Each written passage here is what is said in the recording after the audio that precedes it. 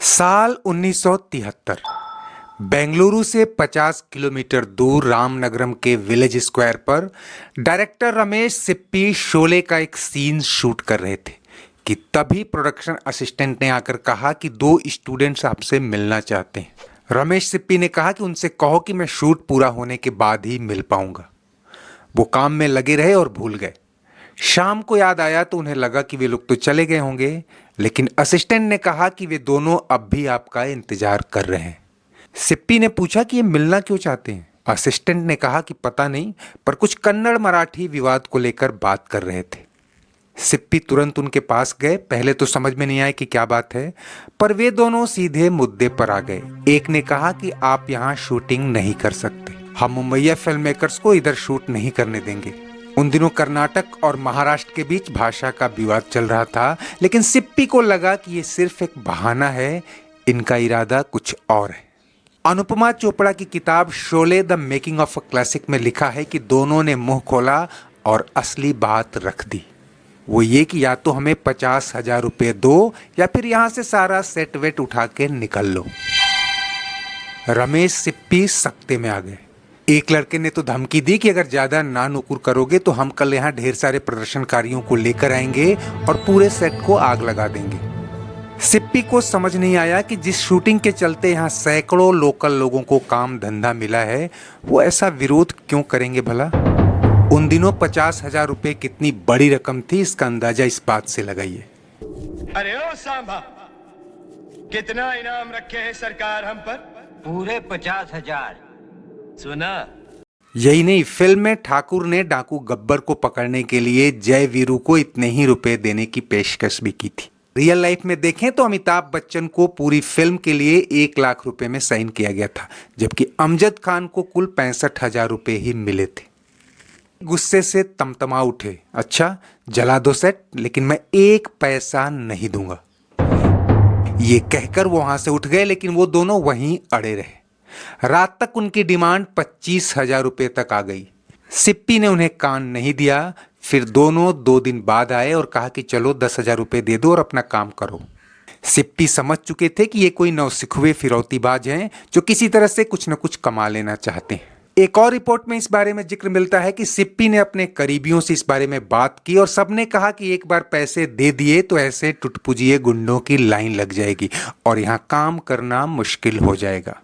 फिर क्या हुआ, इससे पहले जरा ये भी जानते चलिए कि पथरीली पहाड़ियों और बोल्डर्स के बीच ये हरा भरा इलाका सिप्पी की फरमाइश पर फिल्म के आर्ट डायरेक्टर राम एडेकर ने ढूंढा था।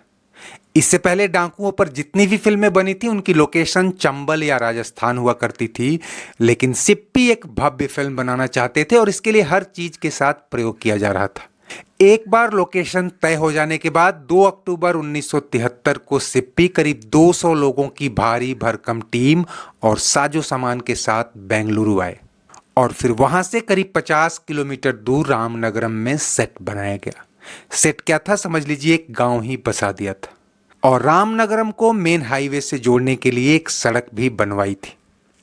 बेंगलुरु के होटल अशोका में डायरेक्टर सिप्पी और सिनेमेटोग्राफर द्वारिका दिवेचा के अलावा धर्मेंद्र, हेमा मालिनी, अमिताभ बच्चन और जया सहित कुछ गिने चुने लोग ठहरे थे। इसके लिए होटल के सभी स्वीट बुक करा लिए गए। संजीव कुमार और अमजद खान सरीखे कई अन्य कलाकार होटल बेंगलुरु इंटरनेशनल में रुके थे, जबकि अन्य स्टाफ के लिए बेंगलुरु और रामनगरम के बीच एक होटल बुक किया गया था।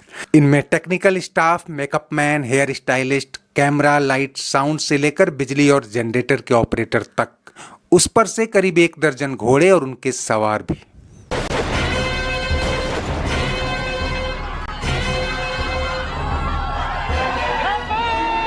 रोजाना करीब 150 लोगों को लेकर कारों, बसों और ट्रकों का काफिला सुबह 6 बजे रामनगरम के लिए निकलता था और शाम को वापस लौट आता था।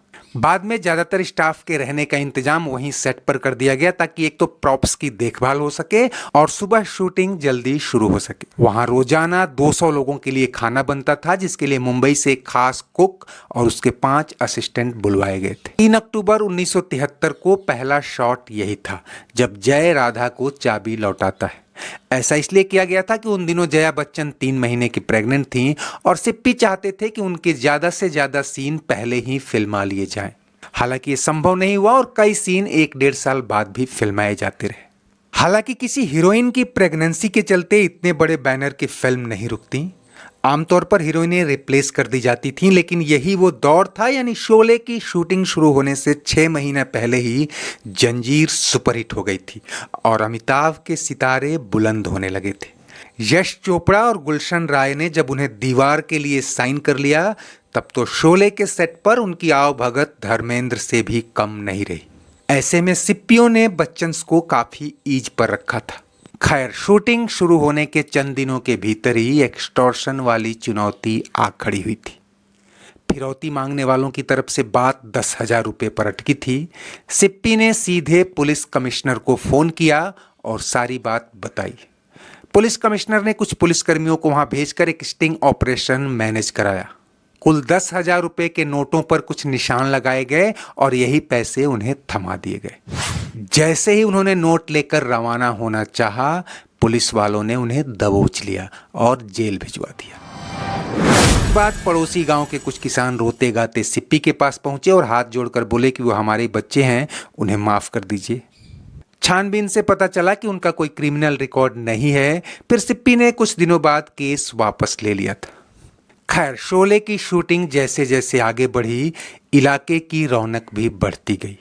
सड़क बनी गई थी, बिजली के खंभे भी लगाए गए, सिक्योरिटी भी बढ़ गई, एकाध सरकारी दफ्तर भी आसपास खुल गए। आसपास के गांवों से रोजाना सैकड़ों लोग शूटिंग देखने आते, मानो कोई पर्यटन स्थल हो। सिप्पी प्रोजेक्ट में पानी की तरह पैसा बहा रहे थे। पहले फिल्म का बजट 1 करोड़ रुपए था, जो बढ़ते बढ़ते 3 करोड़ रुपए हो गया। स्थानीय प्रशासन ने भी मदद देनी शुरू की और कहते हैं कि शूटिंग खत्म होने के बाद बहुत दिनों तक इस एरिया को सिप्पी नगर भी कहा गया। आज भी ये इलाका शोले लोकेशन के नाम से ही मशहूर है और यहाँ रोजाना सैकड़ों लोग आते रहते हैं। पिछले कुछ दिनों से तो ये यूट्यूबर का मनपसंद ठिकाना बना हुआ है। दोस्तों, शोले को लेकर इस जगह से कई यादें जुड़ी हुई हैं और अनेक लेखों और किताबों में एक भरा पूरा इतिहास मौजूद है। आगामी 15 अगस्त को शोले के 50 साल पूरे हो जाएंगे और इस उपलक्ष्य में हम भी आपके लिए इस आइकॉनिक फिल्म से जुड़ी कई रोचक बातें और वीडियोज लाते रहेंगे।